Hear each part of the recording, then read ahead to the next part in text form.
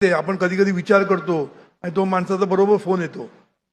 काय येतो? कारण त्या माणसाचा विचार करत होतो. आपण म्हणतो 100 वर्ष आयुष्य तुला, का मी तुझाच विचार करतो आणि तुझा फोन आला. बरोबर की नाही? हे सगळं कशामुळे होतं? मरणाचं बटन दाबलं की तुम्ही कनेक्ट होता त्याच्याशी, आणि कनेक्ट झाले, जोडले गेले की तुमचा प्रवाह सुरू. प्रवाह कुठला? तुमच्या कल्पना, भावना, विचार, सगळ्या गोष्टीचे प्रवाह सुरू होतो त्याच्याकडे जायला. मग तुम्ही त्याला शिव्या द्यायला सुरुवात केल्या, ते सगळे भावना तिथे पोहोचणार आणि मग तुम्हाला तो बरोबर दाखवणार नंतर.